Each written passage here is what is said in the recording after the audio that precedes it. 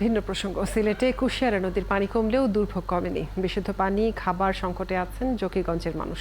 এদিকে কুড়িগ্রামের ৬ উপজেলার শতাধিক গ্রামে প্রায় ৪০,০০০ পরিবারের ২ লাখ মানুষ পানিবন্দী হয়ে পড়েছে। পানি বেড়েছে গাইবান্ধা ও জামালপুরের নদ নদীতেও। সহকর্মীদের তথ্য ছবিতে প্রতিবেদন। সিলেটের জকিগঞ্জে বাঁধ ভেঙে ডুবে যাচ্ছে গ্রামের পর গ্রাম। ৩ দিন থেকে উপজেলার ছবরিয়া, রারাই, বাখরশাল, জকিগঞ্জ পৌর এলাকার ১ নম্বর ওয়ার্ডের নরসিংহপুর এলাকার ডাইক ভেঙে পানি লোকালয়ে ঢুকতে থাকে। এদিকে বিশুদ্ধ পানি, স্যানিটেশন ও গবাদি পশুর খাবার সংকটে চরম দুর্ভোগে মানুষ। গোয়ার বাড়ি, গরু, বাছুর, ছাগল এগুলা অনেক কিছু বাঁচিয়ে গেছে। টাকার মতো অবস্থান যা কিছু আসলো সম্পূর্ণ শেষ। কুড়িগ্রামেও পানি বেড়েছে। বিপদসীমার উপর দিয়ে বইছে ব্রহ্মপুত্রের পানি। জেলার ৬ উপজেলার ২ লাখ মানুষ পানিবন্দী হয়ে পড়েছে। বৃষ্টির মধ্যে রান্না বান্নারও সমস্যা আছে, রাস্তার মধ্যে সাফারের মধ্যে আছি। রান্না বান্না করে খাবার পাই না, এমন হলে ঝড়ি যদি থাকে 5 দিন আমার কোনো খাওয়ার মতো বুদ্ধি নেই। এদিকে জামালপুরের সব নদ নদীর পানি বাড়ছেই। জেলার ১৮টি ইউনিয়ন ও একটি পৌরসভার নিচু এলাকা প্লাবিত হয়েছে। অন্তত ৫০,০০০ মানুষ এখন পানিবন্দী। তলিয়ে গেছে কয়েক হাজার হেক্টর ফসলি জমি আর অনেক রাস্তাঘাট। বাড়ি ঘরে বন্যা মানে রাস্তাঘাট তলায় একবারে শেষ। মনে করেন যে কারো ঘরের মধ্যে এক গলা পানি। বন্যার যে সার্বিক পরিস্থিতি আমরা নজর রাখছি। আমাদের উপজেলা প্রশাসন সহ জনপ্রতিনিধিদের নিয়ে আমরা প্রস্তুত আছি যখন যেখানে প্রয়োজন। এখন জন্ম সনদ দিয়ে খোলো বিকাশ স্টুডেন্ট অ্যাকাউন্ট। নিজের বিকাশ নিজে কর। ইনশাআল্লাহ আমরা সেভাবে আমাদের ত্রাণ কার্যক্রম পরিচালনা করব। গাইবান্ধায় টানা বৃষ্টিতে তলিয়ে গেছে সুন্দরগঞ্জ সদর, ফুলছড়ি ও শাখাটা উপজেলার নদী তীরবর্তী এলাকা আর ফসলি জমি। প্লাবিত হতে শুরু করেছে সদর উপজেলার নিচু এলাকা আর পানিবন্দী হয়ে পড়েছে ৪ উপজেলার ২২টি ইউনিয়নের ৪০,০০০ মানুষ। সে কারণে বন্ধ রাখা হয়েছে ৬৩টি প্রাথমিক স্কুল। অতি দ্রুত কিছু সাহায্য বা শুকনো খাদ্য দেওয়ার বিশেষ প্রয়োজন এবং শিক্ষা প্রতিষ্ঠানগুলো বন্ধ হয়ে আছে এবং বিশুদ্ধ পানি, এদেরও বিশুদ্ধ পানির অভাব। সুনামগঞ্জে সুরমার পানি কমতে শুরু করেছে, তবে রাস্তাঘাট থেকে পানি না সরায় দুর্ভোগে শহরের বাসিন্দারা। ফারদিন নীরব, ৭১। সিলেটের বন্যা পরিস্থিতি জানাতে আমাদের সাথে যুক্ত হচ্ছেন সহকর্মী সাকিব আহমেদ মিঠু। মিঠু, জানাবেন যে জকিগঞ্জ এবং কোম্পানিগঞ্জের কি অবস্থা, সেই সাথে শহরের কোথাও বন্যা পানি জমে আছে কিনা, কি দুর্ভোগ দেখছেন মানুষের, সার্বিক বিষয় জানাবেন।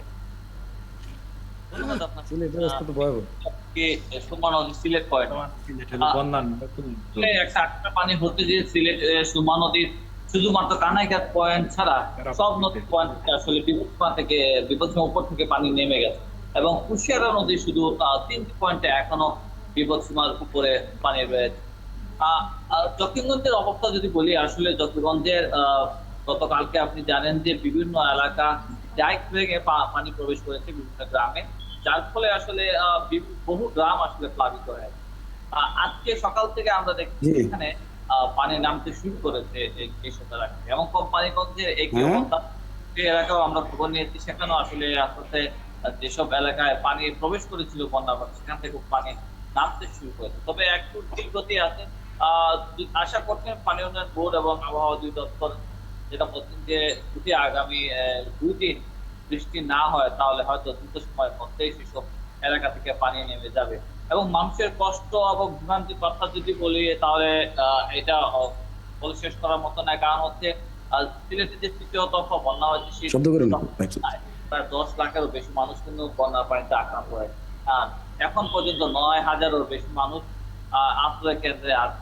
যার কারণ হচ্ছে যে বহু মানুষ আসলে ধীর গতিতে পানি নামার কারণ, আর একটি হচ্ছে তাদের বাসস্থল যেটি কিন্তু আসলে ভেঙে গেছে, বাসযোগ্য নয়, যার কারণে আশ্রয়স্থলে এখন রয়েছে তারা একটাই দাবি, পানি নেমে গেলে আসলে তাদের যদি পুনর্বাসন করা হয়, ঘর বাড়ি ঠিক করে দেওয়া হয়, তাহলে হয়তো তারা বাড়িতে ফিরতে পারবে। অন্যদিকে জেলা প্রশাসনের সাথে আমরা কথা বলেছিলাম, তারা বলছেন যে গতকালকেও তারা বিভিন্ন আশ্রয় কেন্দ্রে এবং বিভিন্ন মানুষের কাছে রান্না করা খাবার তারা পৌঁছে দিয়েছেন এবং যেসব বাড়ি ঘর ভেঙে গেছে সেসব মেরামতের জন্য কিন্তু তাদের আলোচনা চলছে।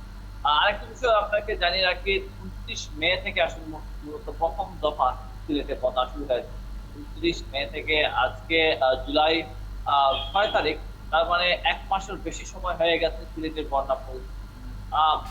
এই বন্যা পরিস্থিতি যেমন উন্নতি না হওয়ার কারণে যে 13টি উপজেলা সহ যেসব এলাকা কিন্তু আটল আছে এবং 13টি উপজেলার যেসব এলাকা বন্যা, আপনি জানেন যে সবচেয়ে বেশি বন্যা কবলিত হয় সীমান্তবর্তী এলাকা, সীমান্তবর্তী কানাইঘাট, গঞ্জ, কোম্পানিগঞ্জ, গোয়েন্দাঘাট, এসব এলাকায় এক ধরনের বেশি অভাব অনটন দেখা দিচ্ছে এবং মানুষের মধ্যে কাজকর্মও নেই। তার মধ্যে আসলে যে ক্ষেত করতেন বা কৃষি জমি, তারা যেসব এলাকায় কৃষি জমিতে কাজ করতেন তাদেরও কিন্তু এখন কাজ। তার মানে সব টানা 1 মাসের বন্যায় তারা বেশ দুর্ভোগেই আছেন, যেমনটি বলছিলেন আপনি। মিঠু, আপনাকে অনেক ধন্যবাদ। আপনি থাকুন আমাদের সাথেই, জানবো উত্তরের বন্যার খবর। আমাদের সাথে বগুড়া থেকে যুক্ত হচ্ছেন সহকর্মী শাহজাহান আলী এবং জামালপুর থেকে আনসারি সুমন। আমরা শুরুতেই যাব বগুড়ায় শাহজাহান আলীর কাছে। শাহজাহান, জানাবেন যে নতুন করে কোন কোন এলাকা প্লাবিত হয়েছে, বন্যা কবলিতরা ত্রাণ সহায়তা পাচ্ছেন কিনা, তাদের দুর্ভোগের কি খবর জেনেছেন?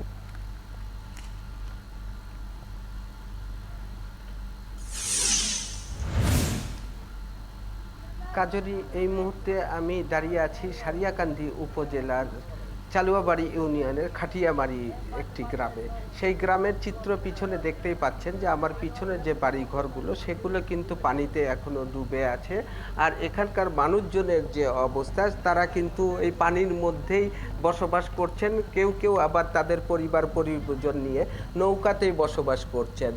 আর যে বন্যার পরিস্থিতির কথা বলছিলেন, যে বগুড়ার 3টি উপজেলার, সোনাতলা উপজেলার 4টি, সারিয়াকান্দি উপজেলার 10টি এবং ধনুট উপজেলার 1টি, মোট 15টি ইউনিয়ন কিন্তু 3টি উপজেলার প্লাবিত হয়েছে। আর সেই সঙ্গে মানুষের সংখ্যা যদি বলি, প্রায় 74,000 মানুষ কিন্তু পানিবন্দী। আর ত্রাণের কথা যেটি বলছিলেন, সেটি কিন্তু এখন পর্যন্ত সব জায়গায় কিন্তু ত্রাণ লোকজনরা পান নাই, কেউ কেউ অভিযোগ করেছেন।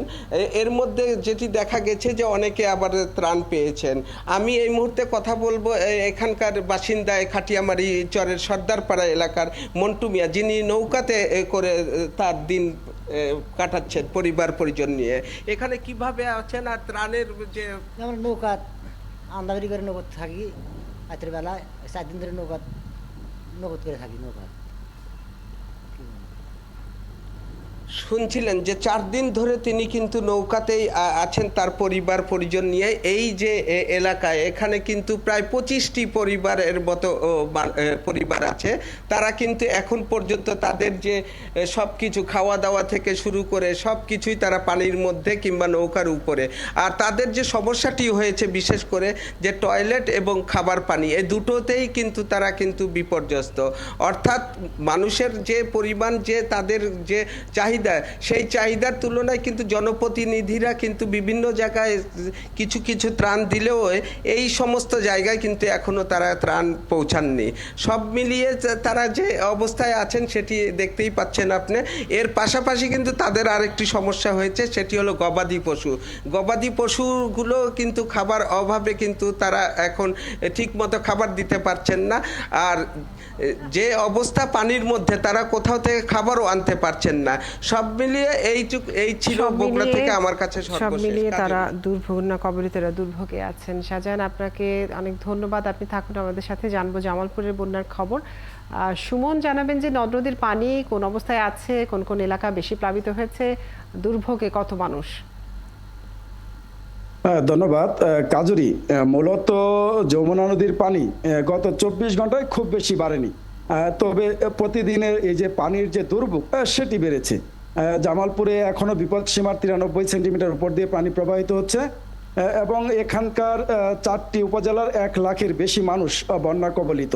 আমি এই মুহূর্তে রয়েছি ইসলামপুর উপজেলায়। এই উপজেলায় সবচেয়ে বেশি বন্যা দুর্গত, এখানকার সবচেয়ে বেশি মানুষ বন্যায় আক্রান্ত হয়। আমি স্থানীয়দের সাথে কথা বলে যেটি জেনেছি, তাদের দুর্ভোগ প্রতিদিন বাড়ছে, কারণ বাড়িঘরে পানি, রাস্তাঘাটে পানি, চলাচলের একেবারে পথ বন্ধ হয়ে যাওয়ায় তারা যেমন দুর্যোগে পড়েছেন, তেমনি তাদের খাবার সংকটও তৈরি হয়েছে, গোখাদ্যের সংকট তৈরি হয়েছে, শিশু খাদ্যের সংকটও তৈরি হয়েছে। এবং এই দুর্গত এলাকায় যে সরকারি ত্রাণ সহায়তা সেটি খুবই অপ্রতুল। কাজরি আমি এই মুহূর্তে যে জায়গায় আছে সেখানে সবচেয়ে দুর্গত এলাকার সাপ্তর ইউনিয়নের চেয়ারম্যান রয়েছে। আমরা যদি সরাসরি একটু তার কাছে বন্যা পরিস্থিতি এবং ত্রাণ সহায়তার বিষয়টি জানতে চাই। আসসালামু আলাইকুম। 4 নং সাপ্তর ইউনিয়ন পরিষদের পক্ষ থেকে আপনাদের সবাইকে ধন্যবাদ জানাই।